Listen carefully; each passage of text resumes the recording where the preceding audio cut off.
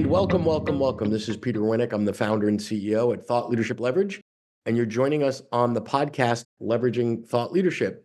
Today, my guest is Eric Siegel. He's a leading consultant and former Columbia University professor who helps companies deploy machine learning. He's the founder of the long-running Machine Learning Week conference series, the instructor of the acclaimed online course, Machine Learning, Leadership, and Practice End-to-End Mastery. He's the executive editor of the Machine Learning Times. And he wrote the best-selling book. I love the title on this one, Predictive Analytics, the Power to Predict Who Will Click, Buy, Lie, or Die. He's been on NPR, he's been featured in Wall Street Journal, and he's obviously lowering his standards to spend some time with me today. So welcome aboard, Aaron. Thanks, Peter. It's great to be here. Now, I don't want to know the answer of predicting, who will buy, die, or whatever. I think sometimes it's careful what you wish for. But let's start with, how did you... so the machine learning is the domain expertise, obviously, and that's everybody's talking machine learning today, right? If you put anything .ai at the end of your company, your valuation quadruples, it seems like, right? But tell me about your journey into thought leadership from both the academic side and the writing side and the speaking side. What has that been like? What does that look like? Yeah, well, I've been in machine learning for more than 30 years. I've been an independent consultant for 20 and 20.5. Because I'm a data scientist. We got to right. go. They don't say half, right? And at Columbia, I was teaching the graduate level courses in AI and machine learning. I've kind of gotten to the point now where I'm sick and tired of machine learning not being deployed successfully nearly as often as it could. Now, there's a lot of stunning success stories, and the Big Five and a lot of other industry leaders do a great job. Internet search from Google is powered by machine learning, targeting of ads, all these applications, financial services are way ahead of the curve in general.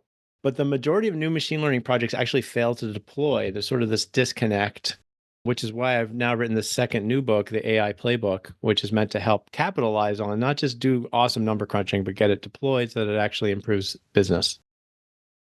Got it. So I like the idea of a playbook, and we're seeing more and more of these in the marketplace now, because there's a lot of abstract, there's a lot of theory, there's a lot of whatever, but as a busy business person, it's like, okay, what do I do and how do I do it? Which is really how a playbook comes in for the most part, right? And it's not that they don't respect the theory, but they don't really have the time. Yeah. Well, I'd say that, in general, outside of data scientists, business professionals haven't quite come to understand that there does require a very specific, customized process, practice, discipline, paradigm, playbook, like the name of my book, AI Playbook, for running machine learning projects in particular. They're different. They're a different kind of animal than a lot of other kinds of projects. So that's what I'm setting forth in the book. I call it BizML, the business practice for machine learning projects, and get everybody on the same page so there's an established practice that's standardized and is well known, not only to the data scientists, but to the business professionals, because they play just as key a role. What's necessary in this process is a deep collaboration with the business side, between sort of the tech business, the quants, their stakeholder, the data scientist, and their client, whatever you want to call it. Those two sides need to come together with deep collaboration. And that's only going to happen and work if the business professionals ramp up on a little bit of concrete, semi-technical knowledge, which is fascinating, totally accessible. And really, here's what it comes down to. You need to understand, for any machine learning project, what's predicted, how well, and what's done about it. So as you read the title of my first book, Who's going to click, buy, lie, or die, any outcome or behavior that may be valuable to drive organizational decisions. Also, what negative outcomes, whether you're going to commit an act of fraud, cancel as a subscriber, turn out to be a bad debtor, or move to a negative health outcome in the case of healthcare applications. Whatever it is, prediction is the holy grail for driving organizational decisions, micro decisions, per individual decisions, and those are directly informed by the predictions. So that's the use case. That's the thing that defines how you're getting value from a machine learning project, is what's predicted and what's done about it. Who's going to cancel? Offer them a retention offer. Which transaction is most likely to be fraudulent? Hold it instead of allowing the transaction to go through.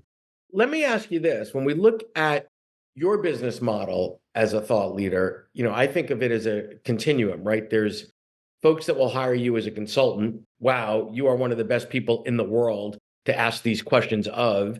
and tell me how to fix it, right? Here's my company at this point in time with these variables and these issues. Do your magic, click your heel 3 times, whatever it is that you do, help me untangle the spaghetti and do it. That's one end of the continuum. And then the other end of the continuum is, hey, I'm a leader in this organization. And yeah, maybe we have some triage that we need to do to get out of, solve a big problem that, is keeping me up at night. But how do I take Eric's intellectual property, Eric's thought leadership, and move that into ways to develop the capabilities across tens, hundreds, maybe thousands of people in my organization that need to understand what to do with this, how to do with this in the context of their role. Where do you fit on that? Well, it actually kind of goes hand in hand with this sort of message I'm evangelizing with the book, which is you have to start with the business outcome. The people too often are looking at AI, if you want to call it that, that kind of oversells it, frankly, or machine learning, this type of advanced analytics where you're learning from data to predict. And people kind of glamorize or fetishize the core technology because it is incredibly cool. And that's why I Yeah. and most data scientists got into it in the first place. I mean, there's no science that's cooler. It doesn't necessarily mean it's valuable. It's not valuable till you deploy. It's potentially disruptive, but only if you disrupt with it. So actually planning from the get-go on the project, what's the business outcome? What's the plan? What's the operational change that's going to be implemented and deployed? That's the carrot at the end of the stick. Step 1 of 6 that I outlined, 6 steps in the book called BizML, that Right. practice. The first step is to define the last step, which is the deployment, exactly how you're going to integrate it. Because this is a business project first that happens to use machine learning as an important ingredient. So, for example, it's like whatever the 10 blind men and the elephant, right? So if I'm an enterprise salesperson, my thinking is, well, how do I use this to make my next sales encounter, meeting richer, fuller, whatever? If I'm in supply and logistics, how do I do that more effectively, right? So we're all looking at things, even we're in the same entity, from our perspective, our domain, our functional expertise, et cetera, and thinking, oh, this isn't really a hack, but like, tell me how to integrate this into X, whatever that is, accounting, finance, marketing, et cetera. So I like starting with the business piece. Then it's not about this is the cool, sexy thing that everybody's playing with. It like, oh, I can do something better, quicker, cheaper, faster than I could before.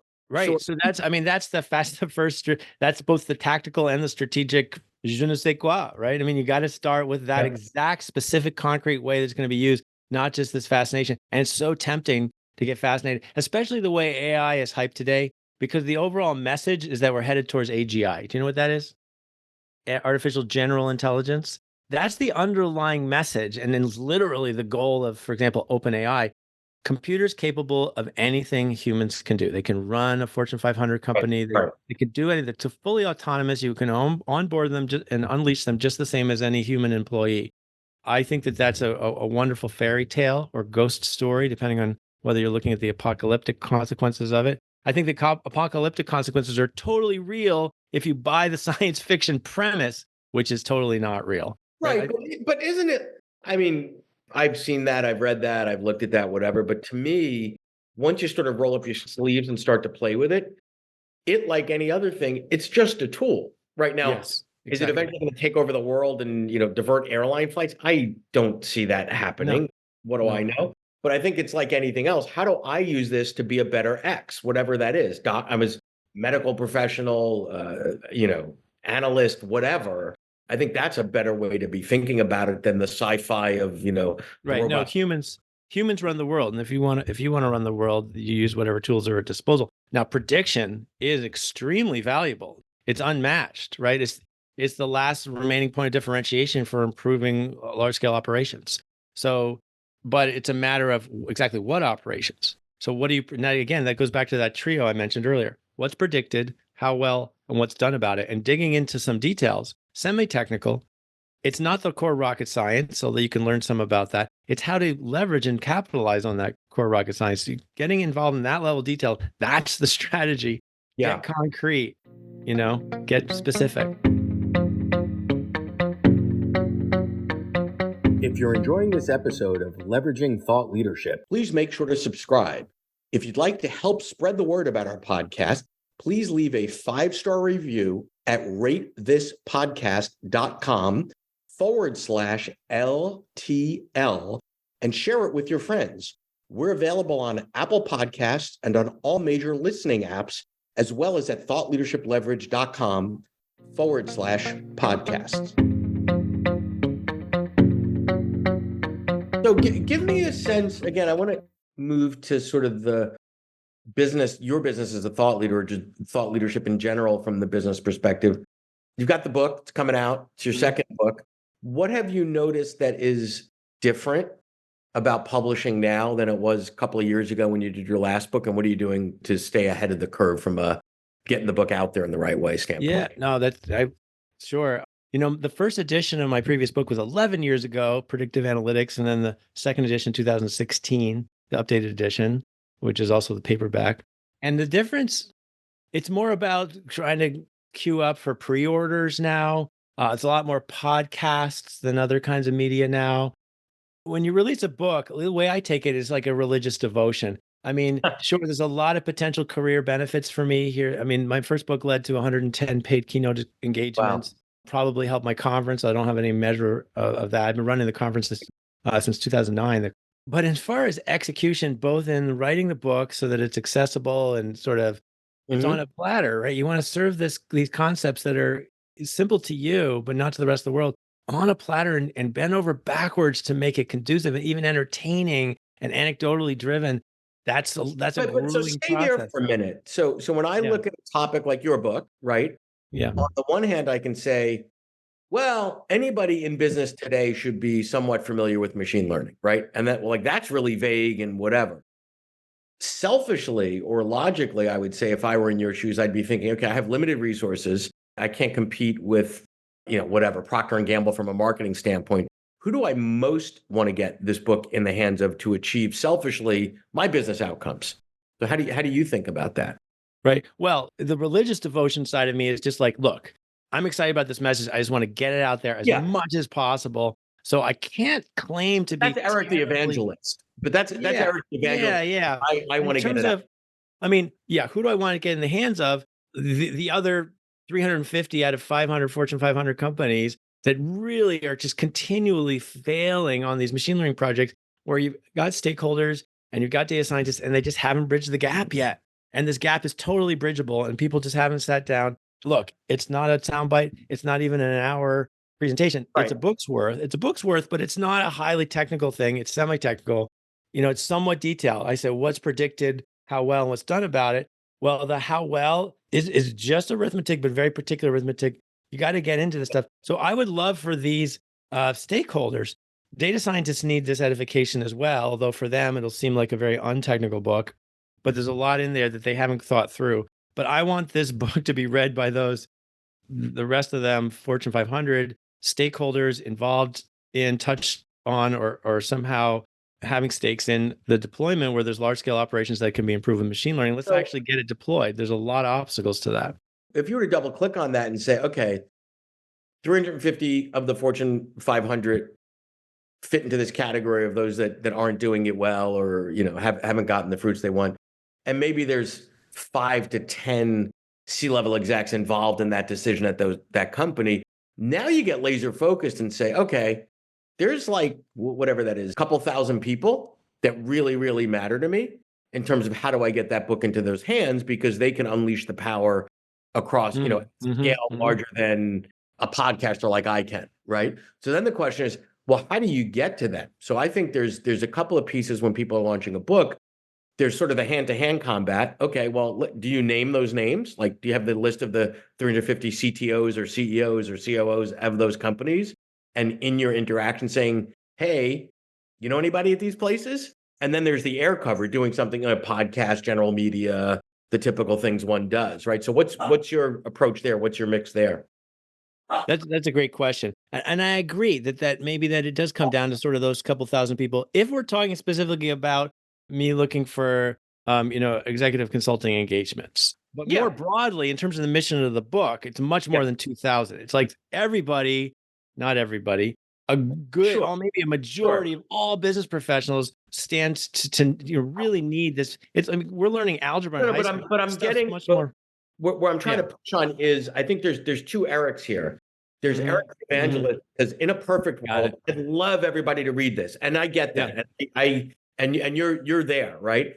But there's also the Eric that says, listen, I'm a business guy, right? Like part of the reason I wrote this book is to attract net new clients and speaking gigs and all that sort of stuff. And the people that I care most about isn't the two brothers in Cleveland that own 3 pizza shops, right? Like I can't afford to spend as much time, energy, and effort there, right? So that's I think the struggle that a lot of authors have. No, I think you're asking just the right question in terms of career tactics. Now, Yeah. I'd say that maybe if it is 2000, maybe 25% of that list are actually CAOs and Right. chief data officers, chief Okay. analytics officers. So I don't know. I mean, you're helping me to think more tactically. For example, I know a guy in his career as a consultant where he literally knows about half of those people. Right. So I should probably take him out to lunch more often. Well, Right. and there's probably places where, well, and it's also probably places where not all speaking events are created equally, right? So some are, hey, pay me my fee and I'll jump on the plane and do the thing. But then there's if there was an association, I don't know the space as well as you, obviously, that said, oh, I'm going to have 100 of those 250 people in a room. Would you like to go there, Eric? You're not going to do that or not do that because of the fee or not fee, because the exponential impact or ROI of getting in front of that room it could potentially be huge to you. And I think this is where thought leaders need to be thinking of, what does that room look like of people I would kill to get in front of, because it could be a game changer for me. So are you charging right now for this advice you're giving me? You will be getting a bill. You will be getting an invoice after the end of this. I've never had a. As will anybody listening, right? Because I've never had a public coaching session before, but it's legit. It's legit, man. This is good. There you go. All right. As we start to wrap, any thoughts, reactions? What would you share with someone like you 2-3 years ago? They've had a book, it's had some success, blah, blah, blah. It's waning a little bit in terms of there's always, they have I don't want to say shelf life, that's too punny, but they don't last forever. 5-10 years is a great run to get off of a book. And you're starting to think about the next one. What would you advise to Eric minus 3 years ago? Well, that's a great question. I mean, the first question is really, should you write a second book? I mean, writing a book is arguably, it's kind of like moving to LA to be an actor, right? Like, what are the chances? It's what does that mean? You better learn how to wait tables along the way. Is that what that means? Yeah. Yeah, or it's it has to come largely from a place of passion. Yes. Because it doesn't necessarily make a lot of logical sense. The time you have to invest in order to execute on both the writing and then the publicity of it and just the cover of it, the title, all of that. If you spend it on other business development, it might be time much better spent if you're just looking at the outcome from your own business. So I think there's a really big question there. That's not to say, hey, it's a dumb idea to write a book, but I think if you go through the exercise of really answering that question, it's going to help you strategize about why you're writing the book and how to leverage it. Yeah, great stuff. Well, I appreciate your time today, Eric, and appreciate the effort, and best of luck with the launch of the book. Thank you. Thanks, Peter. Great talking to you. To learn more about Thought Leadership Leverage, please visit our website at thoughtleadershipleverage.com. To reach me directly, feel free to email me at peter@thoughtleadershipleverage.com. And please subscribe to Leveraging Thought Leadership on iTunes or your favorite podcast app to get your weekly episode automatically.